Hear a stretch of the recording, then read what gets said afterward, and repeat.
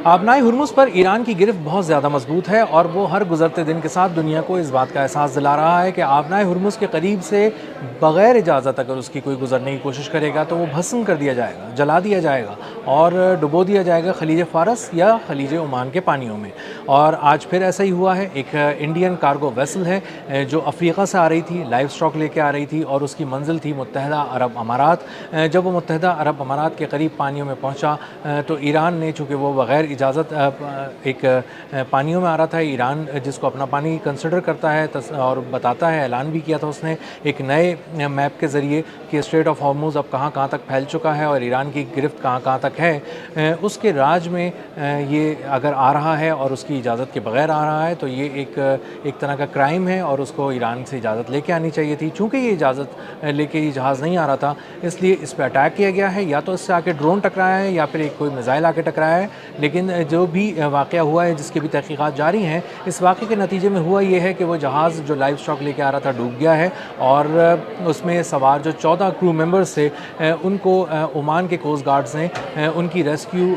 की टीमों ने उनको बचा लिया है। एक ऐसी इमरजेंसी कॉल जो उन्होंने दी, मदद की पुकार की, तो उसके बाद ओमानी कोस्ट गार्ड्स आया और उन्होंने यहाँ डूबने वाले वेसल के 14 क्रू मेंबर्स को बचा लिया। इसी तरह का एक और वाक़या है जो मुत्तहदा अरब अमारात में फुजैरा पोर्ट के करीब हुआ है। 38 नॉटिकल माइल्स के फासले पे हुआ है और वहाँ पर एक जहाज़ पर कुछ नामालूम अफराद सवार हो गए। अचानक उसको घेरा गया, उस पर सवार हो गए और उसके बाद उसे अपनी तहवील में लेके वो अफराद ईरान की समत चले गए। कहा जा रहा है कि ये ईरान के पासदारान इनकलाब की जानिब से ये कार्रवाई हो सकती है। जिसके लोग यहाँ पर आए, उसके कमांडोज़ ने एक्शन किया और उस तिजारती जहाज़ पे वो सवार हो गए आके और उसके बाद उसे अपनी मर्ज़ी से वो ईरान की तरफ ले गए हैं। और उसकी वजह यही है कि स्ट्रेट ऑफ हॉर्मुज़ के करीब अगर आपको जाना है, गुज़रना है वहाँ से, तो आपको दो टोक अल्फाज में ये बात वाज़े करके बता दी गई है कि ईरान की इजाज़त के बगैर वहाँ से कोई जहाज़ नहीं गुज़र सकता, आबनाए हुर्मुज़ को पार नहीं कर सकता और उसे गुज़रने के लिए ईरान से एक इजाज़त लेनी होगी, बाकायदा परमिशन लेनी होगी। उसका पूरा एक तरीक़ाकार है, उसकी टोल फ़ी है जो अदा करनी पड़ेगी और उसके बाद उसको वहाँ से गुज़रने की इजाज़त मिलेगी। तमाम जो शिपिंग कंपनीज़ हैं उनको वाज़े तौर पे ये बताया गया था कि आप यहाँ पे गुज़रने से पहले अपना डाटा शेयर करें, बताएं कि किस मुल्क का जहाज़ है, किस शिपिंग कंपनी का जहाज़ है, कितने क्रू मेंबर्स हैं, उनकी डिटेल्स क्या हैं, उनके नाम क्या हैं, उनकी तफसीलात क्या हैं, कार्गो जो उस पर लदा हुआ है वो भी बताएं कि कौन सा इस पे सामान है जो इस पर लदा हुआ है और ये कहाँ जा रहा है, कहाँ से आ रहा है। ये तमाम तफसीलात जब आप दी जाएंगी तो उसके बाद आपको $20 लाख देने पड़ेंगे और उस $20 लाख टोल फ़ी अदा करने के बाद आपको एक टोकन अदा किया जाएगा। तेहरान की जानिब से एक ईमेल मौसूल होगी और उस ईमेल के ज़रिए एक टोकन आपके साथ शेयर किया जाएगा। वो टोकन या वो जो कोड होगा वो आप ईरानी पासदारान इनकलाब से जब आप शेयर करेंगे तो ईरानी पासदारान इनकलाब न सिर्फ आपको रास्ता बताएंगे कि किस रास्ते से गुजरना है, जहाँ पर बारूदी सुरंगें नहीं बिछी हुई, जो ख़तरनाक नहीं है, जो बिल्कुल महफूज रास्ता है, बल्कि वो सिर्फ गुजारने के साथ साथ, रास्ता बताने के साथ साथ हिफाजती तहवील में लेके वहाँ से जहाज़ों को गुजारेंगे और स्ट्रेट ऑफ हॉर्मुज़ पे कोई और ऐसा मुल्क या कोई ऐसा ग्रोह या कोई ऐसे अफराद नहीं होंगे जो किसी तरह से उस तजारती जहाज़ को आँच पहुँचा सकें जो ईरान से इजाज़त लेने के बाद वहाँ से गुज़र रहा है। अब वहाँ पर अमरीकी नाका लगा हुआ है और अमरीकी नाके की औकात सिर्फ इतनी रह गई है कि जापान जैसे मुल्क ने, जो पूरी एक अरसे तक उनकी गोद में बैठा रहा, अमेरिका के गुण गाता रहा, जापान ने अपना जहाज़ क्लियर कराया है और डायरेक्ट अपनी प्राइम मिनिस्टर से फ़ोन करा के किया है और उनकी प्राइम मिनिस्टर ने जापान की फ़ोन किया है ईरान के सदर मसूद पेज़ेश्कियान को और उनसे रिक्वेस्ट की कि हमारा एक जहाज़ है जो हमसे लिंक हुआ है, हमारा कुछ सामान लेके जा रहा है, आप खलीज फ़ारस में मौजूद है, आप उसको इजाज़त दीजिए। उस पर हमारे 4 जापानीज़ क्रू मेंबर्स भी सवार हैं और इन जापानीज़ नेशनल्स को हम चाहते हैं कि ये और उनका सामान बाहिफाजत मंजिल तक पहुँच जाए, इसलिए आप हमसे ख़ुसूसी तौर पर हमें रियायत दीजिए और हमसे ताउन कीजिए और हमारे जहाज़ को वहाँ से गुजरने की इजाज़त दीजिए। जिसके बाद मसूद पेज़ेश्कियान से बातचीत के बाद ईरानी पासदारान इनकलाब ने उस जापान लिंक्ड जहाज़ जो था, वेसल तिजारती जहाज़, उसको गुजरने की, आबनाए हुर्मुज़ से गुजरने की इजाज़त दी और न सिर्फ इजाज़त दी बल्कि उनसे किसी तरह का भी टोल टैक्स वसूल नहीं किया गया। और ये एक गैर मामूली किस्म का इक़दाम है ईरान का। जापान का भी है कि उसने अमेरिका से ताल्लुकात तोड़े और अमेरिका की नाकाबंदी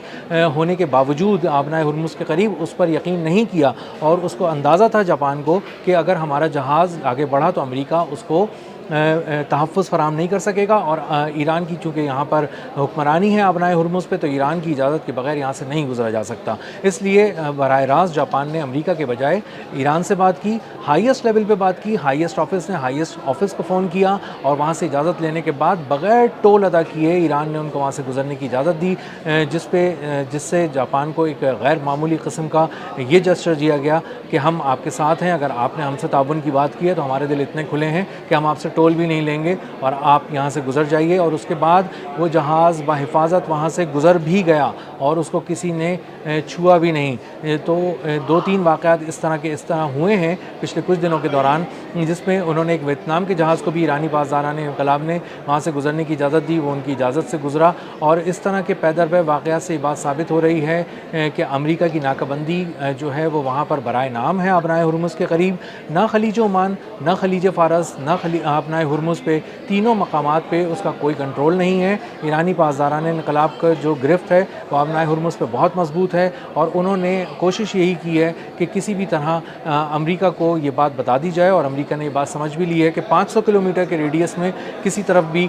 उसको ईरान के करीब आपनाए हुर्मुज़ के करीब दाखिल नहीं होना। अगर वो 500 किलोमीटर के अंदर किसी जगह पर आता है तो इसका साफ मतलब ये है कि वो मौत के जाल में कदम रख रहा है। उसके जहाज़ जहाँ तैर रहे हैं वो मौत का एक जाल है जिस पे वो कुछ अरसे में मुर्दा हो जाएंगे और मुर्दा तैर रहे होंगे और उनको कोई वापस ले जाने वाला भी नहीं होगा। आपनाए हुर्मुज़ पे जहाज़ों पर हमले एक ऐसे वक्त में हो रहे हैं जब अमेरिका के सदर डोनाल्ड ट्रंप बीजिंग का दौरा कर रहे हैं और वहाँ पे ये बताने की कोशिश कर रहे हैं कि हम ईरान से जंग जीत गए हैं, हमने ईरान को घुटनों के बल गिरा दिया है और झुका दिया है। और बीजिंग इस बात पे मुस्कुरा रहा है और बीजिंग ये देख रहा है कि डोनाल्ड ट्रंप किस कदर इस वक्त घायल हैं, किस कदर ज़ख्मी हैं और किस कदर एक शिकस्त खुर्दा लीडर के तौर पर वो बात कर रहे हैं। उनकी किसी बात में कोई वज़न नहीं है और जब वो वहाँ बैठे हुए हैं बीजिंग में तो उनको खबरें मिल रही हैं कि आपनाए हुर्मुज़ पे ईरान का मज़ीद कंट्रोल हो गया है। ईरान ने मज़ीद ये बात बताई है कि हम जहाज़ों पे हमला भी कर सकते हैं, उन पे सवार भी हो सकते हैं, उन्हें अपनी तहवील में भी ले सकते हैं और उन्हें अपने साहिलों की तरफ लेके भी जा सकते हैं। रोक सको तो रोक लो और नाका अगर तुम्हारा लगता है यहाँ पे तो लगा के दिखा दो। 500 किलोमीटर के अंदर आपनाए हुर्मुज़ के करीब आए तो इसका मतलब ये है कि तुम और तुम्हारे तमाम जहाज़ भस्म कर दिए जाएंगे। जिन ममालिक को ये अमेरिका ये कह रहा है कि उन्हें यहाँ आना चाहिए और उनको यहाँ से गुजरना चाहिए, अमेरिका की नाकाबंदी मौजूद है, उस नाकाबंदी की कुल औकात ये है कि उसके जो जहाज़ हैं वो 500 किलोमीटर रेडियस के अंदर नहीं आ सकते, किसी जहाज़ को तिजारती जहाज़ को पार नहीं करा सकते और बल्कि जो उनके अपने जहाज़ हैं, जो बहरी जंगी जहाज़ हैं, वो मार खा के एक-एक करके आपनाए हुर्मुज़ के करीब से वापस जा रहे हैं और मुरम्मत करा रहे हैं, अपने ज़ख्मों की मरहम पट्टी करा रहे हैं। और ईरान ने इजारादारी अपनी कायम की हुई है, उसकी आपनाए हुर्मुज़ पे हुक्मरानी है और ये पैगाम आपनाए हुर्मुज़ से बीजिंग को में बैठे डोनाल्ड ट्रंप को जा रहा है कि तुम जब वहाँ पहुँचे हो और वहाँ पे तुम बात कर रहे हो स्ट्रेट ऑफ हॉर्मुज़ पे कंट्रोल करने की, तो हम बताते हैं कि स्ट्रेट ऑफ हॉर्मुज़ पे किसका कंट्रोल है और हम बताते हैं कि हम वहाँ पर कितने मजबूत हैं। तुम्हारी नेवी यहाँ पे फटक भी नहीं पा रही और हम यहाँ पे जिस जहाज़ को चाहते हैं रोकते हैं और जिस जहाज़ को चाहते हैं टोल वसूल करने के बाद गुजरने की इजाज़त देते हैं। अब तक के लिए इतना ही, मिलते हैं अगले व्लॉग में किसी नई खबर, नए तज्ज़िये और नए ज़ाविये के साथ। अल्लाह हाफ़िज़।